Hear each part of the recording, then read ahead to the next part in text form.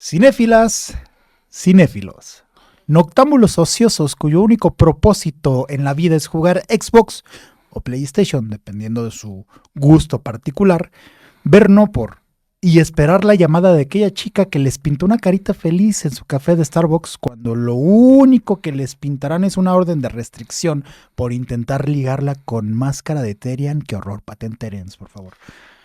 Hoy hablaremos de una historia tan clásica como el No eres tú, soy yo, y tan violenta como taxistas de Cancún organizados para acabar con el turismo de uno de los lugares más hermosos del planeta. Así están bien pasados de lanza. Así es, amigos. Hoy hablaremos de Taxi Driver, una cinta que cumple la mitad de siglo.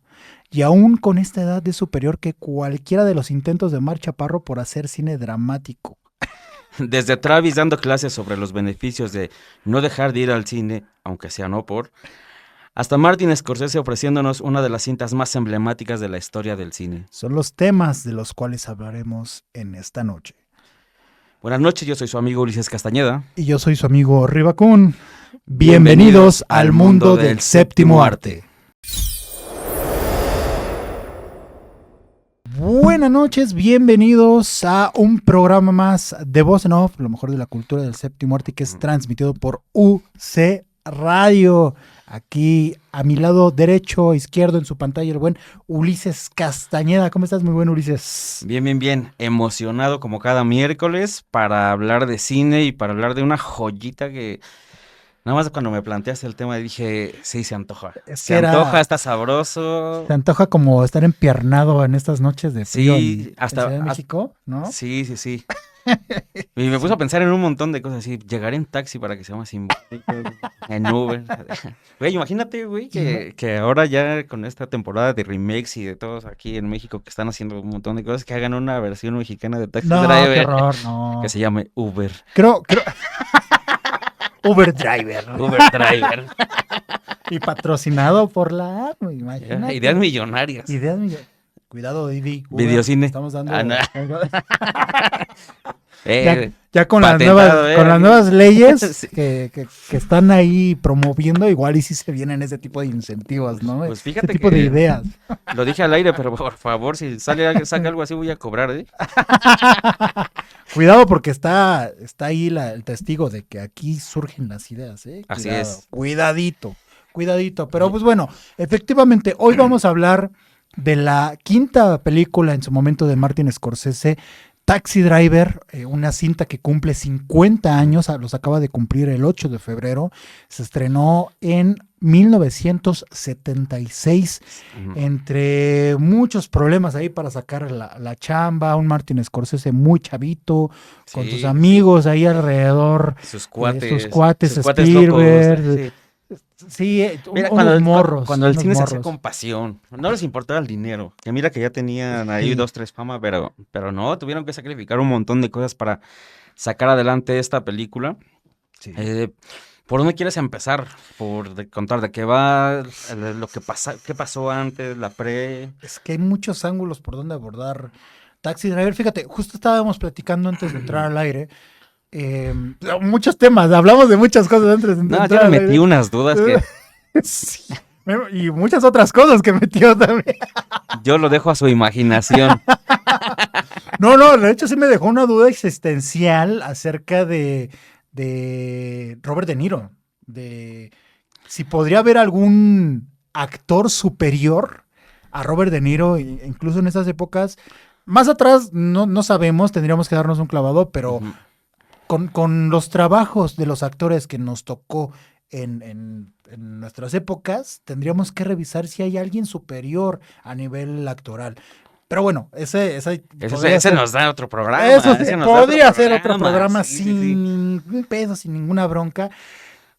A mí me gustaría, fíjate, abordarlo desde estas experiencias que hemos tenido con Taxi Driver, porque estábamos platicando justo afuera del aire de las diferentes lecturas que le hemos dado a esta película de acuerdo a la época donde hemos podido revisarla. Entonces, me platicabas tú, por ejemplo, tus primeras experiencias, ¿no? De cuando viste Taxi Driver y esas primeras lecturas y ahora cómo la estás abordando con toda la experiencia que traes, con todo el cine que has visto, lo maleado que estás y lo maleado que estaba, porque no sabes, yo vengo de estar más maleado, ahorita ya estoy sano, ahorita ya estoy más tranqui, imagina. Ahorita ya estoy más tranqui, muchachos. Pero a ver, por ahí, vamos a entrar. Fíjate, hilando este comentario, estaba leyendo una entrevista que le hicieron a Paul Schrader, que es el guionista. El guionista. Y es muy interesante cómo se concibe Taxi Driver desde su perspectiva, ¿no? Él fue cinéfilo tardío, ¿sabes? Él era una persona que empezó a ver cine hasta después de los 17, 18 años, porque él pertenecía a una comunidad religiosa que no lo permitía, ¿no? Sus creencias está cercana al cine. Y él dice que mucho de eso le sirvió para o sea, mucho de lo que traslada a guiones, a sus películas, le sirvió para un poco indagar en todo lo que él había vivido, ¿no? De cómo era su percepción del mundo. Y en realidad él estaba súper maleado, ¿no? El guión de Taxi Driver en sí mismo es una experiencia que él tiene de una depresión muy cabrona, que lo dejó su esposa. Perdió su trabajo. Estaba perdido en la vida y estuvo como un mes, dice que entre sexo, drogas y alcohol. Y no porque lo mucho dice. No porque lo dice. Sí. Y es a partir de esa experiencia que se siente muy... Pues que un día le da la revelación, porque estaba manejando en las noches y le da la revelación de que hacer cine, que hacer Taxi Driver se podía concebir ahí. ¿A qué voy con esto y con la experiencia que yo tengo? Cuando él dice que no tenía acceso al cine y eso lo terminó como dando una experiencia distinta de como escritor.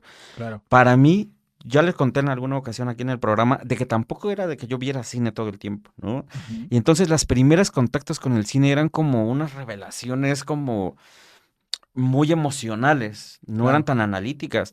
Y eso me pasó con Taxi Driver. Cuando yo vi la primera vez Taxi Driver, yo interpretaba al personaje de Travis y toda la trayectoria de todo el arco que tiene en la película como el de un vato que no tiene como una,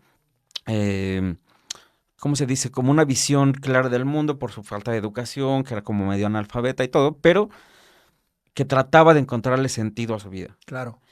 Esa es la primera impresión que yo tuve cuando la vi por primera vez en la prepa, ¿no? Uh-huh. Cuando yo ya iba al CCH y podía ver otro tipo de películas y no solo lo del cine y todo. Sí. Y qué equivocado estaba, ¿no? Sí. A ver, equivocado no, porque era justo lo que platicábamos. Tú valoras una película de acuerdo a la experiencia que tienes en ese momento, uh-huh, al bagaje que incluso de consumo de cine que tienes en ese instante. Uh-huh. Entonces, ninguna lectura va a ser equivocada siempre y cuando no caiga en un sobreanálisis o veas cosas que a lo mejor ya estás... y ni siquiera creo que...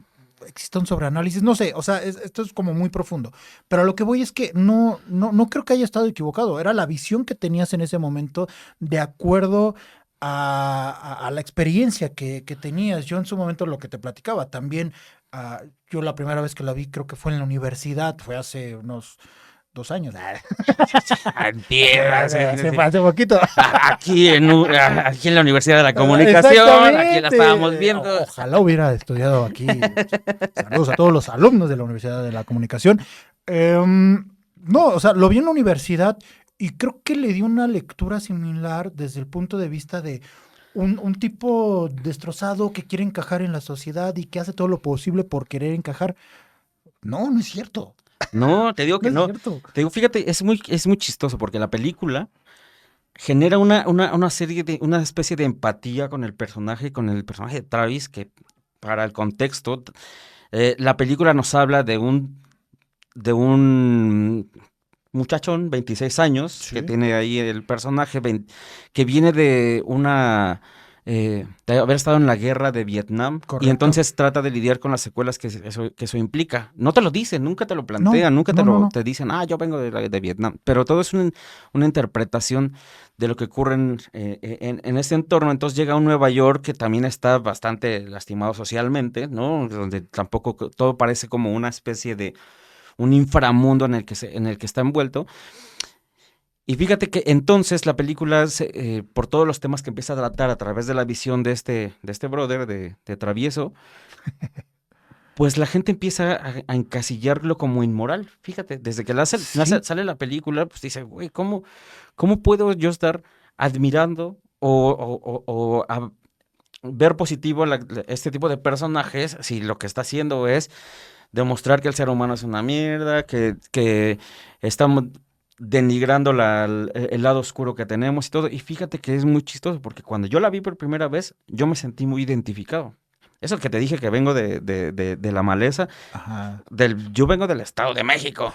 No era Nueva York, pero sí había cierto... mucho cine porno por allá. Sí, nos faltaba el cine porno, por eso logré salir adelante.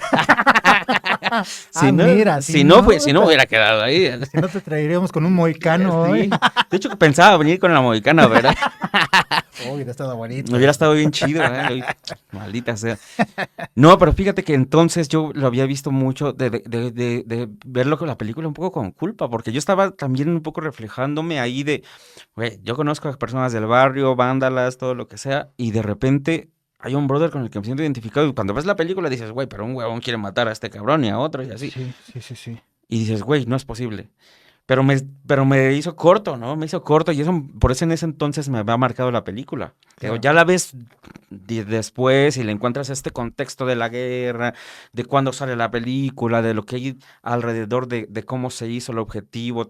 Si la analizas como lo vamos a intentar hacer ahorita, pues ya la dimensión cambia, ¿no? La dimensión cambia. Sí, totalmente, porque es un personaje, el de Travis, interpretado por Robert De Niro, el cual carece de esta moralidad que dicta la sociedad de ese entonces, ¿no? Porque aparte es otra cuestión lo que dices, es un Nueva York herido socialmente.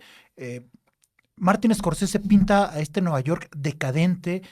Dato curioso, en el momento que estaba filmando la película, había una especie de parón de los servicios de basura de la ciudad. Una huelga. Había una huelga.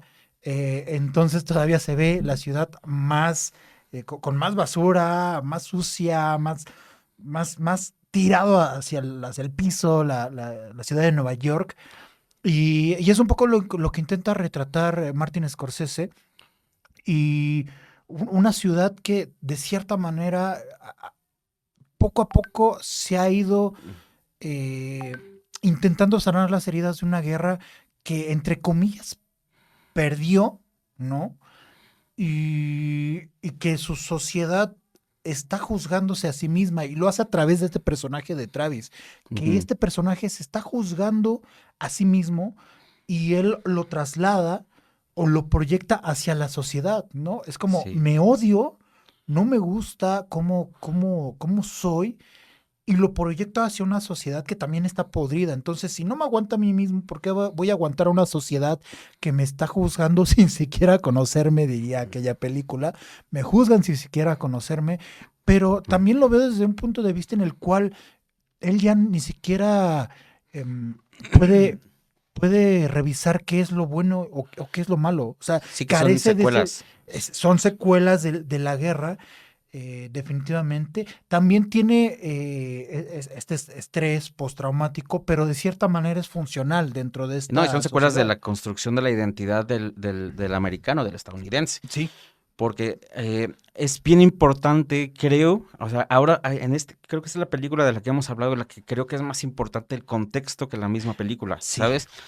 La película, el momento en el que sale la película, tanto en el momento de cómo está cambiando el cine, porque son los años 70, el momento que vive Estados Unidos, que viene justamente de la guerra, que viene de esta fractura del sueño americano, ¿no? Con justamente el tema de la guerra, con el tema de los hippies, ¿no? Ya no hay hippies, y entonces los hippies que vinieron a romper el sueño americano, después han terminado abandonando su ideología, y entonces, ¿qué queda? Una contracultura que es el surgimiento del punk, ¿no? Sí, correcto. El surgimiento del punk, que es la rebeldía de estar contra el sistema y contra todo esto, porque son gente desorientada que no sabe para dónde dirigir sus esfuerzos. humanos, cómo conectar con las personas, y es justamente creo que a través del personaje de Travis que hay una especie de efecto reflejo, ¿no? Claro. Él mismo está desorientado, él mismo no puede, se siente muy solo en medio de la sociedad, en medio de una ciudad grande como lo es Nueva York, y no termina por conectar con casi nadie, salvo de la única manera que él puede, que es eh, idolatrando. ¿No? Claro. Idolatrando, por ejemplo, Claro. para los que ya vieron la película, él se obsesiona un poco con una chica que ella forma parte de pues la campaña del candidato demócrata para la presidencia, y se llama Cilly Shepherd, Sí. si no me Cybill equivoco. Shepherd. Sí. Ajá. Bellísima, la retratan angelicalmente porque Sí. es básicamente a lo que él sueña alguna vez. Eh, Vaya, como como cuando pones en un pedestal a alguien, ese es el ejemplo perfecto. Y en la misma toma te lo van poniendo, ¿no? La manera en que entra angelicalmente, Claro. es el slow motion, así muy.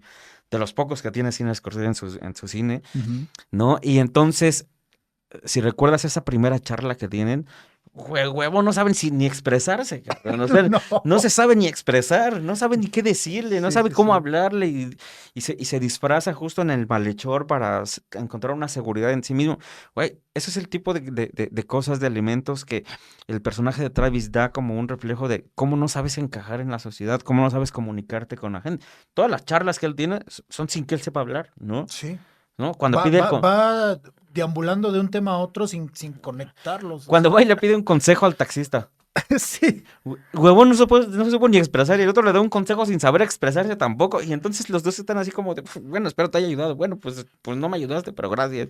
Y, Y y- así. y es que sí tiene clara la idea de lo que quiere decir. O sea, en su mente sí está muy claro y creo nosotros como espectadores sí sabemos lo que quiere decir. O sea, él está inmerso en esta sociedad que está totalmente hundida en una moralidad, totalmente hundida, y él es eso lo que le da asco. Entonces quiere eh, establecer una conexión con alguien que esté de acuerdo con esos ideales de mm, hay que quemar todo este ecosistema social porque no está funcionando. Vean cómo nos estamos diluyendo a nivel político, social, a nivel romántico, a nivel familiar, lo que me digas. Nos estamos destruyendo. Entonces tenemos que arrasar con todo y empezar a construir nuevamente. Él quiere que alguien coincida con esta idea, como dices. Eso está en su mente, nosotros lo entendemos, pero no lo sabe expresar a los personajes que hay a su alrededor. Y cuando intenta medio darse a entender, él mismo también se da cuenta que las personas no lo van a terminar por comprender. O sea, por más que él intente expresarse, sí, no lo van a se terminar siente que no por encaja, se comprender. da Sí. cuenta. Y nosotros lo entendemos porque estamos bien dañados. ¿No? Oye, sí.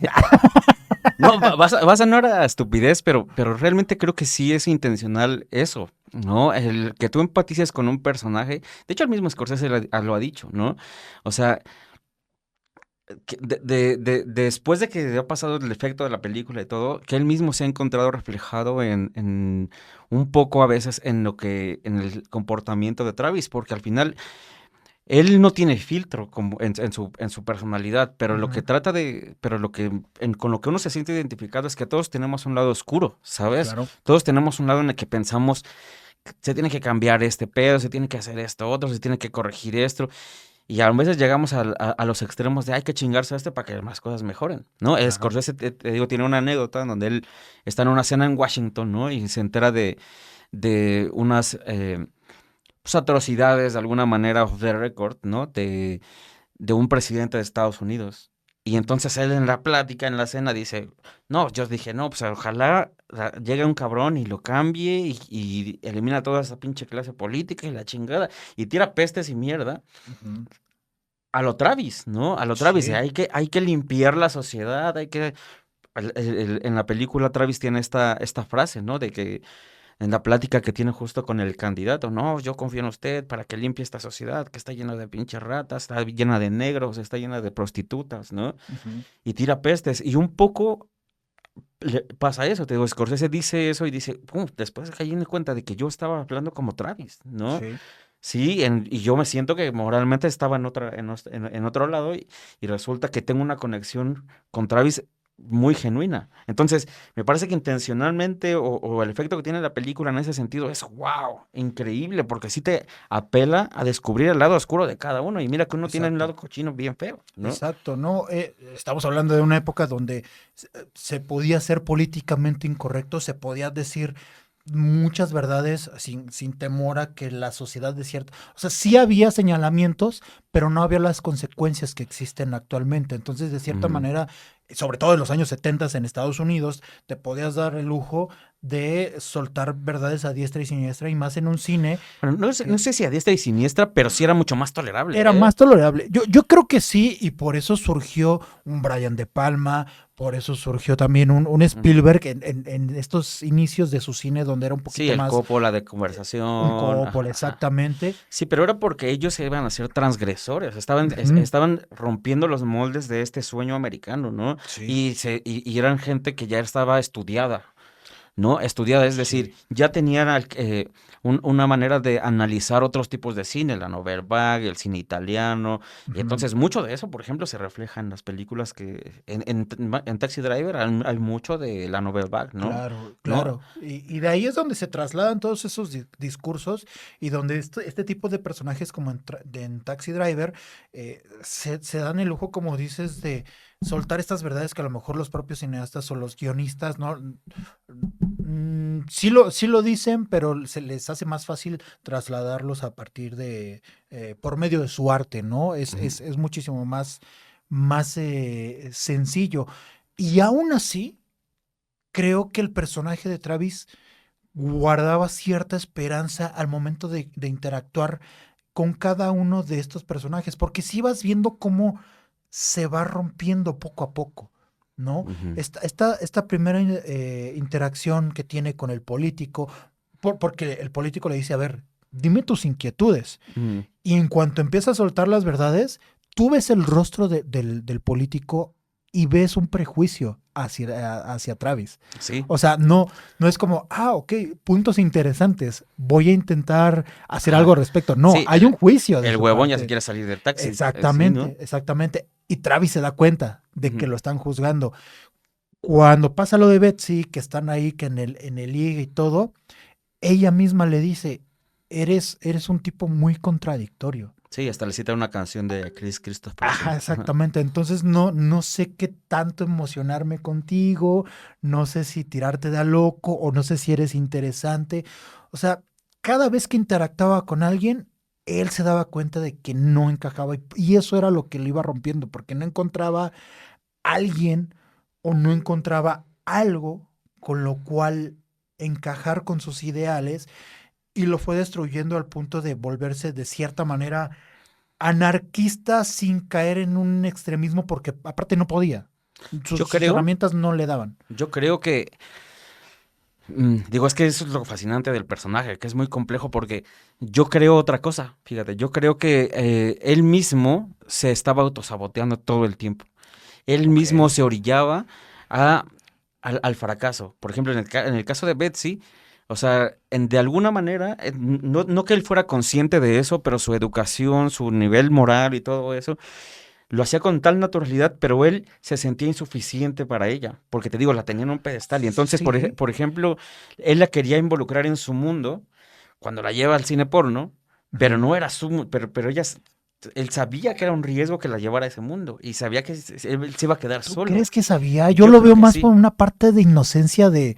Esto es lo que yo conozco. No, es que no lo sabía conscientemente. Es que te digo, el personaje es tan complejo que se mete a lo que es la intuición, no a lo que es la psique, a lo que es el inconsciente, no a lo que es la acción. Él muestra deseo. Por ejemplo, él muestra el deseo de... él se siente atraído por ella, sí, pero nunca la toca. No. Nunca la toca, nunca le insinúa, vamos a hacer el amor. Porque ella misma se lo dice. Sí. Y él quiere hacer el amor, pero nunca lo sabes. No, y cualquiera que esté en esa situación, por sentido común, asumes que, me trajo un cine porno, este güey ya saliendo de aquí quiere cochar, ¿no? Exacto, pero ese es en la psique, él está pensando que eso va a ser atractivo para ella. en su naturalidad, pero sabe que es un riesgo y eso lo termina brillando, le termina por salir que sí tenía la razón él. No sé si él sepa que es un riesgo. O sea, yo lo veo más como, insisto, carente de este sentido común, más desde una parte inocente de, para mí esto es un cine normal, entre comillas, ¿no? Porque él no sabe que es un cine normal. Incluso después de que la caga, de haberle invitado a un cine porno, le dice, pues bueno, podemos ir a un café. A un café o a otro cine que tú quieras. Que esa escena es maravillosa porque, sí. Porque habla de justamente el momento en el que se queda completamente solo. Sí. Ese paneo nada más. Sí, es maravilloso. Nada más para mostrar el pasillo solitario. Increíble. Sí. Pero fíjate que creo, o sea, es que tú estás viendo el texto, no el subtexto, ¿sabes? O sea, creo que el subtexto del personaje es lo que es súper complicado, porque no solamente con ella le pasa con sus amigos. Sí. Le pasa, o sea, ese momento que están en la charla cuando le dicen de cómo le fue y que, no, pues yo vi cómo pasó un asalto, una jalada, y entonces empiezan ellos a criticar. Él en sí mismo sabe que el entorno en el que está de la chingada. Sí. Y él mismo, de hecho, te lo manejan en una metáfora muy, muy cabrona, que es cuando echa la pastilla al vaso, sí. cómo se va deshaciendo por dentro ya su mentalidad de, güey, ya esto está mal, pero aquí estoy, ¿no? Sí. De aquí soy. O sea, creo que en el fondo ese es el tipo de inconsciente que se maneja en todas las decisiones que él toma. La manera en que habla, cuando habla con el de seguridad. Él sabe que está mal. Él sabe que está mal y lo sigue haciendo. Él sabe que está mal y que lo podrían capturar. Hasta se echa a correr. Sí, él sabe que está mal y se va. Incluso creo que el mayor detonante de todos, que es justo donde sale el personaje de Martin Scorsese como cliente del taxi, cuando lo lleva con... y el Martin Scorsese me lo regaña al pobre de Niro, sí, a Travis. Al pobre de Roberto. Y le dice, no te muevas y la chingada, y casi me lo sapea. Y, así y que siga marcando porque acá. Y contéstame, no, ya no me contestes. Maldita sea, no me veas, bueno, pero sí, pero ve para allá. O sea, hasta ahí sabe, con la plática que están teniendo, que él está contando todo así de, güey, yo voy a matar a mi esposa porque está ahí en esta ventana y está con un negro y la chingada. Él en el fondo, tú estás viendo a través de la mirada lo que él está interpretando. El huevón del Scorsese, el personaje de Scorsese no iba a hacer nada. Se está desahogando. Sí, exacto. Pero el huevón que sí estaba clavándose en la cabeza, todas las cosas en su mente, en su psique, era este cabrón, que es justo lo que le da pauta para tener un arma. Y es el punto de quiebre justo de este personaje. Justo esa escena es donde él adquiere, porque para mí él es una esponja. Por eso mismo yo creo que de cierta manera no tenía plena conciencia de lo que estaba sucediendo previo a esta escena. Él sabía que estaba algo mal en la sociedad, porque él no encajaba, porque él tenía otro tipo de pensamiento, pero él no terminaba por dilucidar qué era lo que estaba mal con la sociedad para él no encajar. Entonces, él desde este conocimiento adquirido empezaba a intentar jalar a las demás personas. No podía, y entonces llega este punto de quiebre con el personaje de Martin Scorsese, y ahí es donde dice, madres, entonces voy a aprender todo lo que está mal de esta sociedad para ver si ya una vez adentro puedo transformarlo. Ahí, y a partir de ese momento yo creo que sí se empieza a malear y ya empieza a estar consciente de lo que está haciendo. Es que yo creo que no, porque desde el principio, cuando él empieza a escribir el diario, él está hablando de limpiar la sociedad. Él está hablando de que ojalá llegara algo que lo cambie. Y lo que se detona es lo que él siempre quiso hacer, ser él el que tomara las cartas en el asunto. Él es el que toma la decisión de usar las armas. Él ya sabía usar armas y no las había usado antes, ¿sabes? Pero él siempre lo quería hacer. Entonces, hasta que encuentra a alguien que le está dando la razón, es cuando se da el empujoncito de, ¿sabes qué? Sí soy yo el que tengo que hacerlo. Y de hecho, si tú vas hasta el final, por ejemplo, de cuando ya pasa todo el tema de la tragedia, su intención era morir con esto. Deja una carta, de hecho, diciendo así de, bueno, y si leen esta carta es porque ya estoy muerto y porque ya hice mi labor en el mundo y la chingada. Y ahí entra justo que el impacto de la ironía de la película. Creo que es lo que es súper fascinante, que él termina siendo un héroe para la sociedad por salvar a la morrita de 12 años de la prostitución, cuando lo que él quería en realidad era nada más limpiar y quedar como un redentor, ¿no? Sí, termina quedando como héroe porque la sociedad por conveniencia lo dictamina No, y así, termina... porque se hubiera concluido su primer atentado contra el senador o el candidato, Ujú. hubiera sido totalmente distinto la vista que hubiera tenido Pero del él personaje de quería salvar Travis. a una de las dos personas, Ajá, para los dos lados, ¿no? sí, sí, sí. Para Betsy del político o a la chavita prostituta del proxeneta, ¿no? De Ujú. Harvey Keitel, que también fue un gran personaje, y de Sí, esta Jodie Foster. Jodie Foster, Ujú. que también está increíble, ¿no? Sí, sí, sí, sí. Pero fíjate, yo ya bien clavado en el pedo del final. Es que, ¿sabes? Lo que me parece interesante es que él mismo, por eso también creo que funciona el final bien mágicamente. Tú dices, se puede haber acabado, claro. Se pudo haber acabado ahí y por eso es parte de la maña del guión.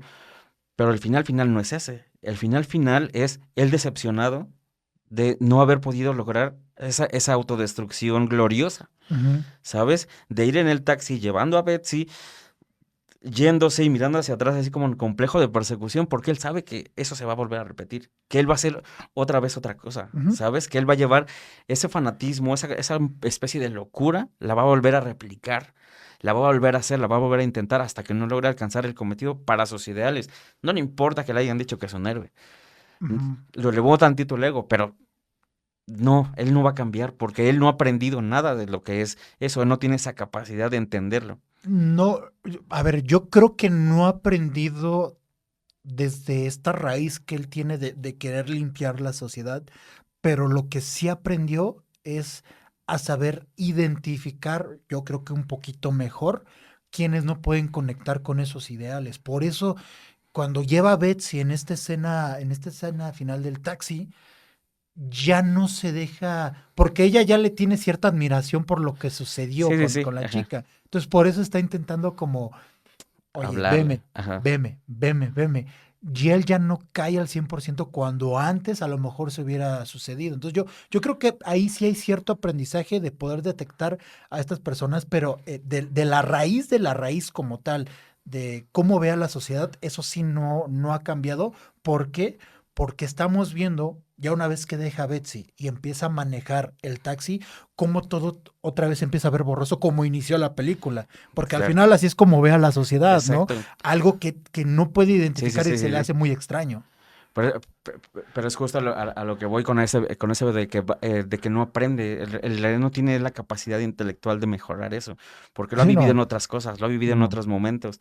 Y siempre llega al mismo punto Sí, de sí, sí, volver a sí. tratar de buscar a tener la razón con bueno, necesitamos limpiar la sociedad, limpiar este pedo, necesitamos y ahí ya llegó un radicalismo mental de justo que se hizo la mohicana y hacerle Sí, el pedo y de sí, ya, sí, sí. mi postura, mi misión en el mundo es, voy a ser yo y va a costar mi vida porque lo sé, yo ya me voy a morir y esto es a lo que vine, pum. Y Porque no no, significó nada, porque mi ajá, vida no vale. ajá, exacto. Lo que estábamos hablando al principio de pues, no se quiere él mismo. No se Sí, quiere. sí, sí. No, Sí, o sí, sea, sí. es muy complejo el personaje, es Sí, muy muchísimo, complejo, la verdad, es muy muchísimo. compleja la película porque te habla de un código moral difícil de entender, quizás Ujú. comparable nada más con, sí, la maleza real, ¿no? Sí, la maleza de las calles de cualquier barrio, ¿eh? No solo, ahí está representado Nueva York, pero tú te vas a los barrios de aquí y seguro tienen una forma de entender el mundo muy similar. No sé si has tenido oportunidad de ver una entrevista, digo, fuera como de aspectos de cine. Hay una chica que se pone a entrevistar a exconvictos en Ok. cárceles. De hecho, tiene un podcast y se pone a entrevistarlos. Y hay una entrevista de esta chica que está con un asesino. Creo que mató a su esposa, a su novia. La mató. Y él le empieza a preguntar a este tipo, ¿por qué lo hiciste? Casi, casi que le responde, porque quiero, porque quise, porque puedo, Ajá. y listo. O sea, ahí sí, por ejemplo, un paralelismo totalmente con la conciencia de Travis, Ujú. ¿no? Porque este tipo de personajes, este tipo de seres humanos, carecen de esta moralidad que está construida en la sociedad, ¿no? Sí. Y ahí es donde yo voy al punto de, al final, es parte de como tú mismo lo dijiste, no tiene ciertos estatutos educativos en su mente como para poder hacer esa distinción.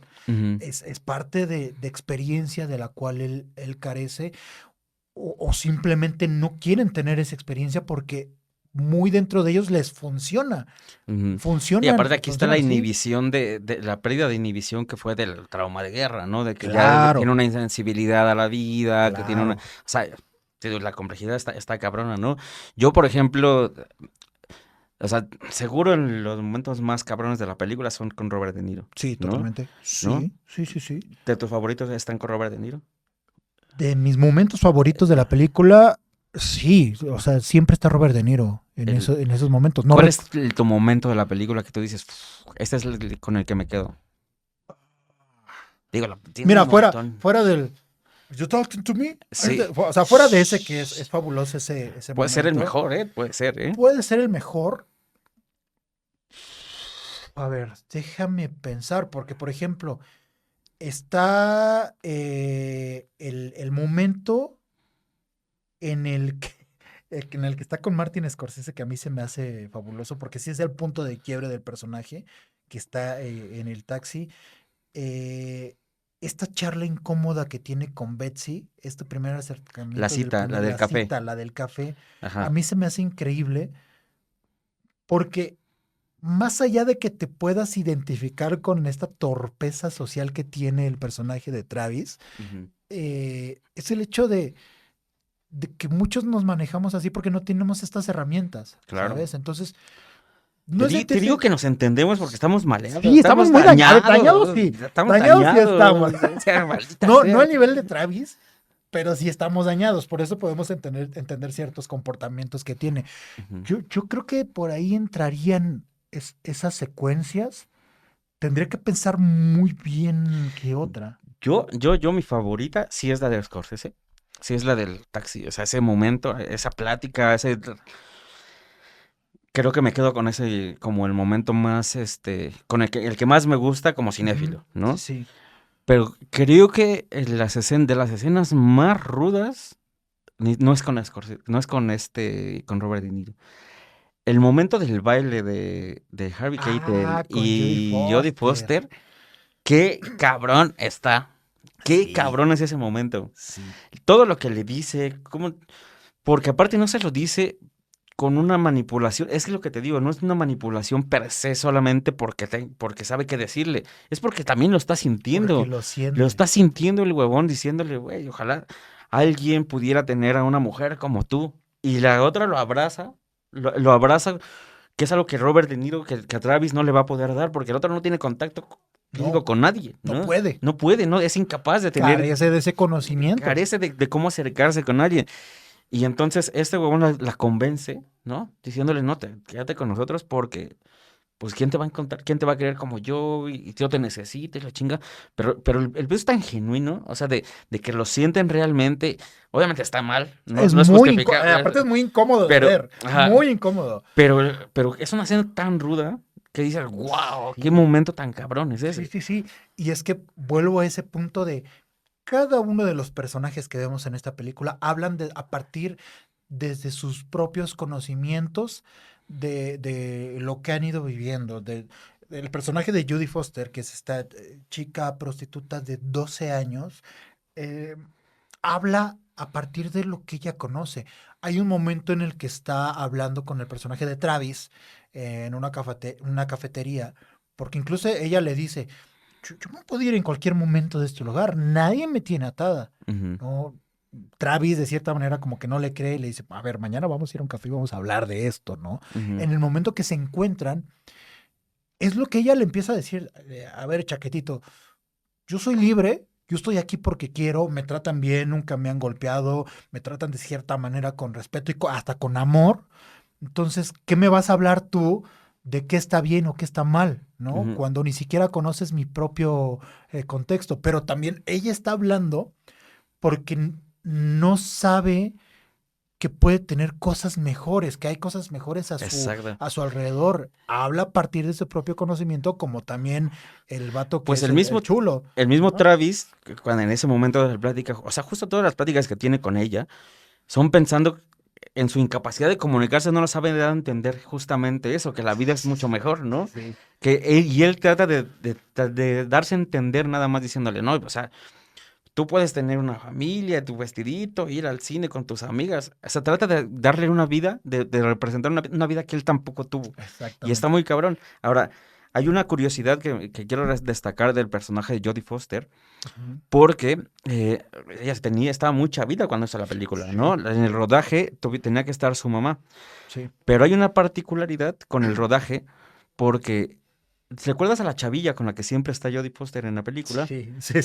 Ella es una prostituta real, chavita, y es una prostituta que llega a la película porque Paul Schrader había tenido un encuentro con ella sin saber que ella era menor de edad. Sí. Entonces cuando lo descubre... Ojo, no encuentro, bueno, yo lo que supe es que no fue encuentro sexual, sino que se quedaron charlando una noche. No, según yo, en las entrevistas fue sexual. Ajá. Caray, okay. Fue, o sea, hasta él lo ha dicho en entrevistas, así de, güey, yo me quedé tan traumado, ¿no? Así, sí. Pero que ayudó un poco porque justo cuando se entera, le dice a Scorsese, oye, ven a platicar con ella para que veas lo que realmente implica este pedo y a lo mejor le ayuda al personaje de Jodie. Y ella se vuelve la que le termina aconsejando un montón de cosas. Sí. Por ejemplo, el detalle de ese desayuno. ¿Recuerdas qué le echa a su pan? No me acuerdo. Le echa mermelada. Sí. Y después le echa azúcar. Sí. Le echa azúcar. Sí. Y ese es un tip que le dio la prostituta real, la chavita prostituta real, porque con eso, con los azúcares, compensaban el tema de las drogas. Ok, ¿sabes? Ok. Ajá. Y ese tipo de guiños es con la manera en que se viste, con la manera, o sea, todo eso, ella estuvo como asesorando todo el comportamiento de Jodie Foster en eso. Y obviamente para las escenas rudas no era Jodie Foster, había un doble, que era su hermana. Era su hermana. Connie Foster. Sí, entonces, güey, o sea, hay chingos y chingos de detalles, chingos de cosas, muchísimos. ¿No? Fíjate, no sabía lo de que sí se había metido con... Pues sí, está cabrón. O sea, y también te habla del tipo de vida que llevaban Paul Schrader, Martin Scorsese, porque era la época donde Martin también le atizaba al polvo de hada. Sí, no, y él lo ha dicho, ¿no? Sí, o sea, claro. No, yo también crecí en un barrio, yo sabía como Travis. Yo nada más mi mundo era mis cuadras a donde yo estaba y el barrio que yo conocía y las pendejadas que hacía. Dicen, una vez explotamos un buzón y te empieza a contar sus historias de barrio, ¿no? De chavillo pandillero.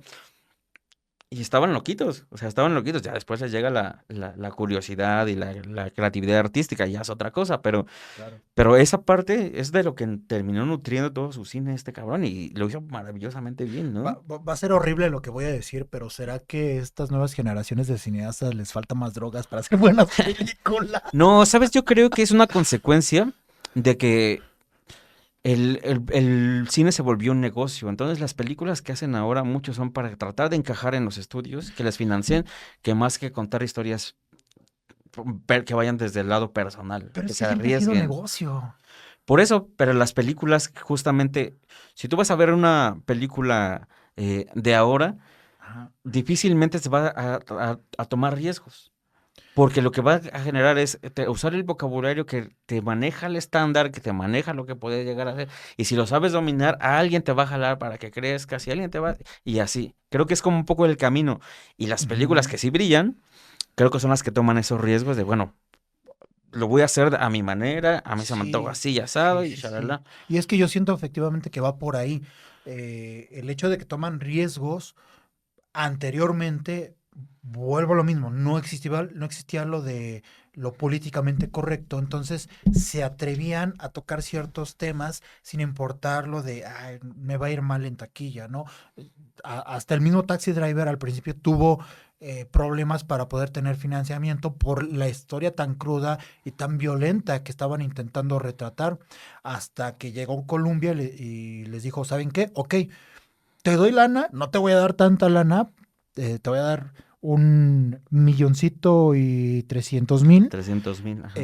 Para que hagas tu película, pero a ver, vamos a platicar para que le bajes 2 rayitas. De ahí es donde también Martin decía, a ver, no me vas a bajar mi película. No, de hecho fue cuando se lo ofrece, primero se lo ofreció no para que la dirigiera Martin Scorsese, sino para que la dirigiera Robert Mulligan, y que el actor no fuera Robert De Niro, sino que fuera Jeff Bridges. Es correcto. ¿No? Sí. Y hasta que después el Scorsese empezó a ganar premios con Malas Calles. Sí. Schrader terminó vendiendo, creo que algunos de sus guiones también ya empezó a ganar renombre. Sí. Robert De Niro también por su lado. Y fue cuando dijeron, güey, vamos a hacerlo a nuestra manera, te aceptamos ese varo, pero nos vas a dar a hacerlo a nuestra manera. De hecho, también se lo ofrecieron a Brian De Palma. Sí. Imagínate lo que hubiera sido con Brian De Palma. Yo creo que hubiera sido todavía más violento. Creo. Sí, pero creo que el maravilloso que fuera Scorsese es que no le hubiera dado esa profundidad psicológica al personaje Brian De Palma. No. Se hubiera quedado en la superficie, me parece. Sí. Hubiera sido más escandalosa. Sí. ¿No? Pero no hubiera tenido esa profundidad que le da el Robert De Niro, Dios. Y vuelvo a mi punto. Todo este tipo de cineastas o de creativos de la época hacían este cine de guerrilla para poder transgredir el mensaje a una sociedad que necesitaba de este tipo de historias. ¿Por qué? Porque necesitaban verse reflejados en lo que estaba sucediendo. Hoy en día, los pocos que se atreven no les dan este foco para poder sobresalir, no les dan esta promoción, y por lo mismo carecemos de este tipo de historias, porque la sociedad parecería que no es lo que necesita, cuando en realidad es cuando más se necesita, porque estamos como en una especie de burbuja. Sí, y ahí voy a decir una barbaridad, porque yo creo que uno de los grandes daños que le ha hecho al cine ha sido el glamour. ¿Sabes? Sí. El glamour es aspiracional, de que es así la alfombra roja, de todo eso. Aspirar más a esta glorificación del cineasta terminó como ser como el concepto del superestrella en el rock, ¿no? A lo que aspiran los realizadores, y no tanto al crear historias para conectar con la gente o de menos transgredir conversaciones, atravesar psicologías, atravesar identidades y cuestionar un montón de cosas. Creo que sí las hay, sí hay quien lo llega a hacer, pero es muy difícil encontrar cine de este tipo. Sí, y la verdad es que, o sea, si nos ponemos a pensar para un futuro, cuando empecemos a analizar el cine que hemos dejado hace 10, 20 años, difícilmente vas a encontrar un Taxi Driver que se convierta como tal en cine de culto, en cine de nicho, en cine que te haga pensar. Son bien poquitas las películas que se quedan como ya en ese imaginario colectivo.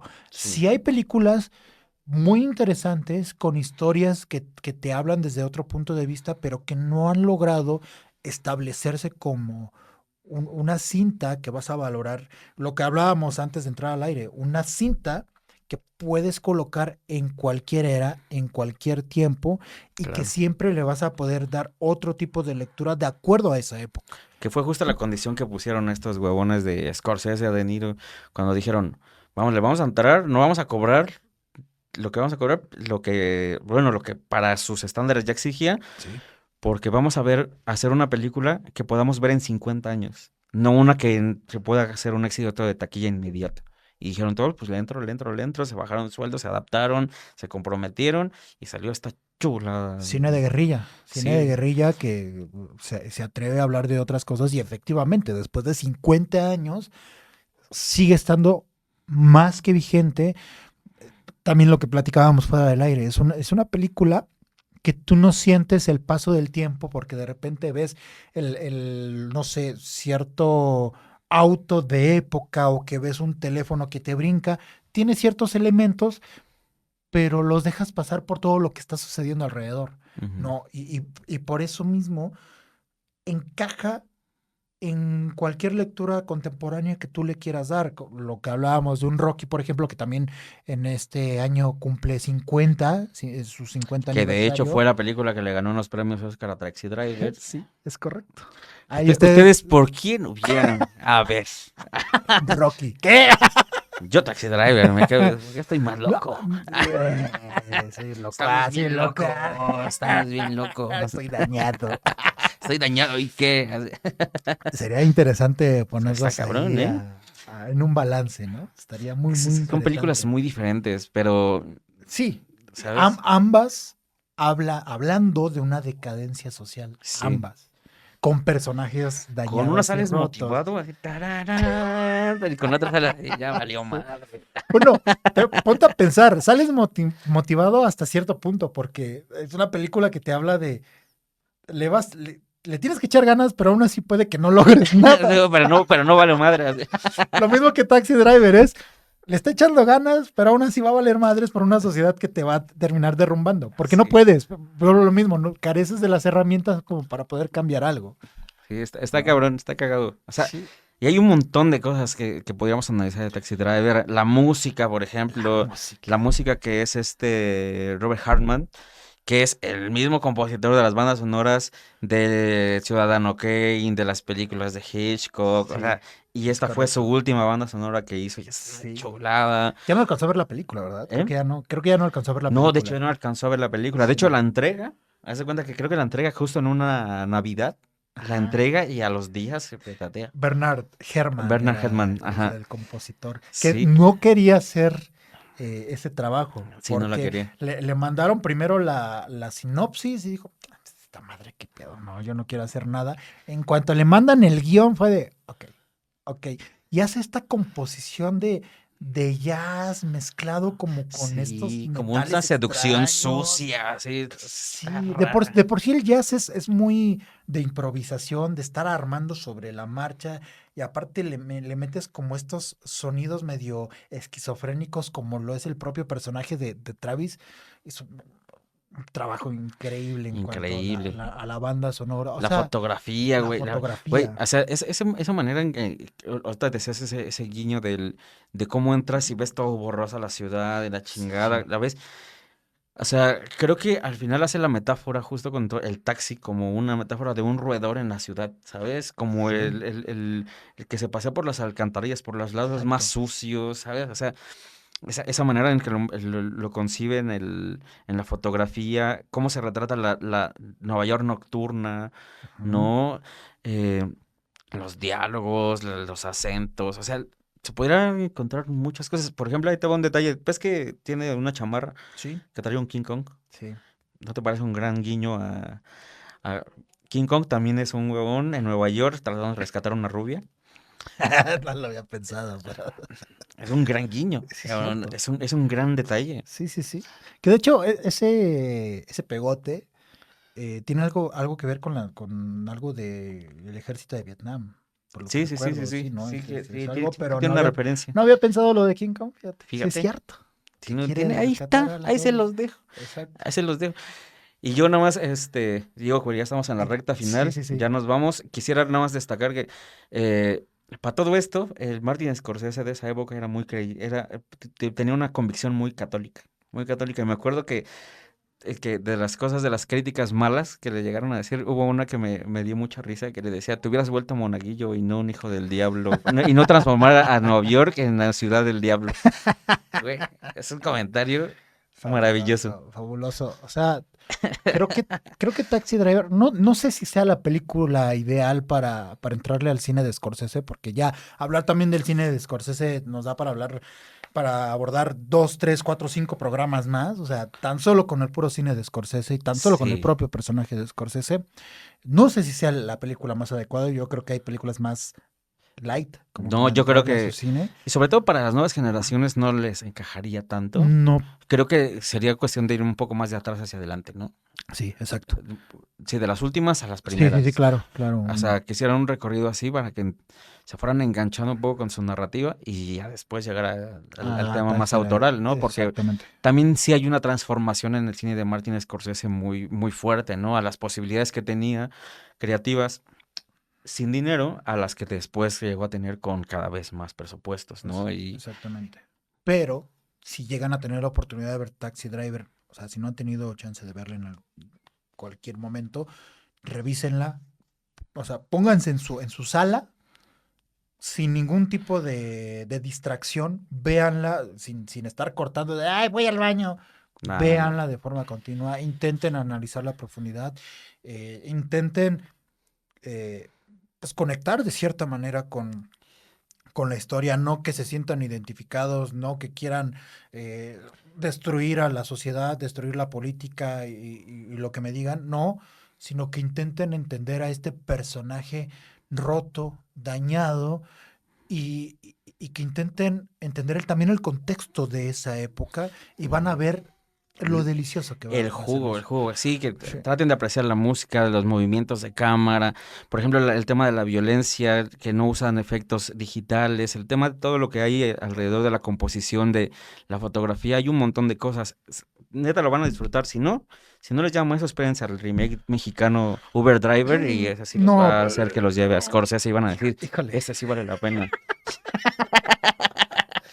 ¿Quién sería Sybil Shepherd? A Omar Chaparro tiene una similitud con Robert De Niro. Ya hizo peleas de box, ya hizo películas de box, ya hizo películas de cárcel. Huevón, ahí tenemos a nuestro Uber Driver. No vean Milagros en la celda, por favor, o Celda Milagrosa, no sé cómo se llama esa madre que está en Netflix ahorita. Justo iba a hacer una antirecomendación de esa película. Miren, yo no soy quien para decirles no vean o sí vean tal película, pero no manches, Omar Chaparro. No, y él es bien buen pedo, pero... No digo que sea mal o buen pedo, o sea, no lo conozco, no he tenido la oportunidad, no estoy hablando de su persona, seguramente es un gran tipo, pero no manches. No, pues ya va a estar nominado a los premios Canacine, tú tranquilo. Ay, santo Cristo, bueno. Vean esta sí, vean. Esta sí, por favor, esta sí, pero por favor. Y ahí está en Max, ¿eh? Ahí se las dejo. Sí, es correcto. Está en Max.